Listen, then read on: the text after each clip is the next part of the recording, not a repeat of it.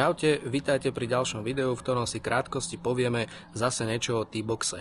Nakoľko ma kontaktovalo celkom dosť ľudí, niektorí si ten T-Box veľmi chvália, ako to dobre funguje, dáva im to všetky v podstate potrebné informácie, zrkadlenie displeja, fajn.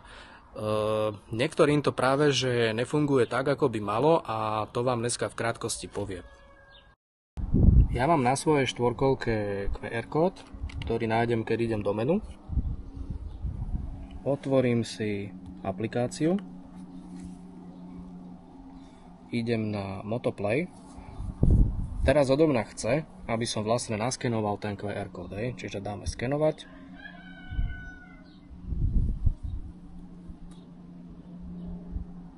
Zaskenuje mi QR a v podstate mám pripojené, áno, to čo mi zrkadlí, to čo sa mi premieta na telefóne, to mi vlastne zrkadlí displej.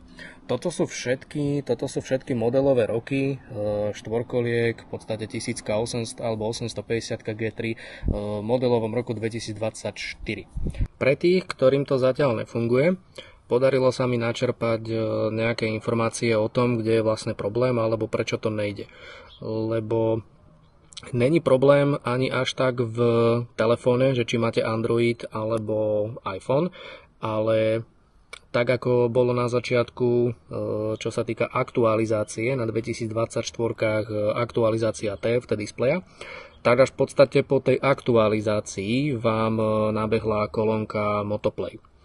Čo už vlastne vás potom teda, ako som už spomínal aj v predošlom videu, aj teraz vlastne, jak som ukázal, vyzve vás v podstate displej, aby ste si naskenovali QR kód. Lenže štvorkolky, ktoré sú modelovo 2025, týkajúce sa to hlavne homologizácie E5+, čo znamená Euro 5+, alebo L7. Vám vlastne T-Box bude fungovať tak, ako funguje tu. Všetky údaje v podstate od štvorkolky, či nejaká spotreba alebo GPS monitoring alebo nejaké podobné veci. Proste tie základné údaje z toho T-Boxu, tie informácie sa k vám dostanú. Jediné, čo vám nejde, tak je zrkadlenie toho displeja, lebo stále vás vyzýva v podstate aplikácia v telefóne, aby ste naskenovali ten QR kód. Vy pokiaľ tam nemáte ten QR kód, nepôjde vám to spojiť. Čo znamená a čo to pre vás znamená? Bude treba počkať na aktualizáciu aj vášho displeja, čo znamená, že po aktualizácii sa vám bude vedieť spárovať telefón s displejom a už vlastne pôjde to zrkadlenie. Bude to vlastne prebiehať tým istým systémom, ako to bolo tu.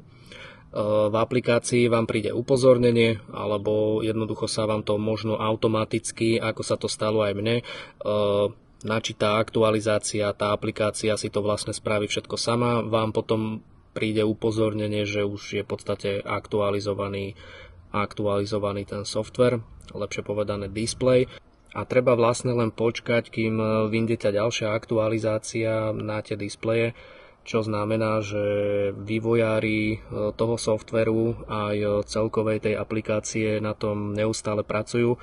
Čiže tam sa vlastne jedná hlavne o tú kolónku Motoplay.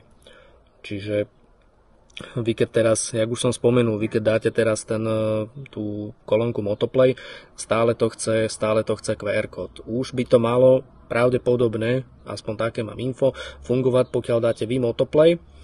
Nebude vás, dajme tomu, otravovať ten QR kód, že sa vám to spojí automaticky. Lebo ako som spomínal už v tom prvom videu, vlastne o tom T-Boxe a o tom zrkadlení, tak pokiaľ ja vždy chcem,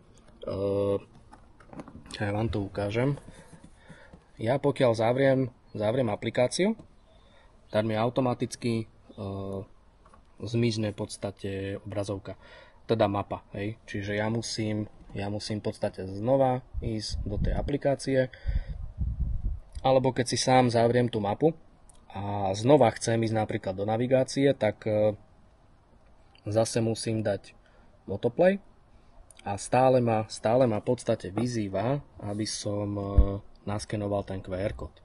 Čo znamená, že musím ísť zase cez joystick do menu, aby sa mi zobrazil QR. Teraz ho zase sníma, teraz pripája, čiže mám to spojené. ale automaticky, keď to vypnem, musím to znova vždy dať načítať ten QR kód. Preto hovorím, že malo by to pravdepodobne už fungovať tak, že stačí len ťuknúť na tom autoplay a hneď vám to pôjde. Že nemusíte stále zadávať ten QR. Dúfam, že vám aj toto video pomohlo ozrejmiť si nejaké informácie ohľadom T-Boxu, zrkadlenia, displeja a podobne.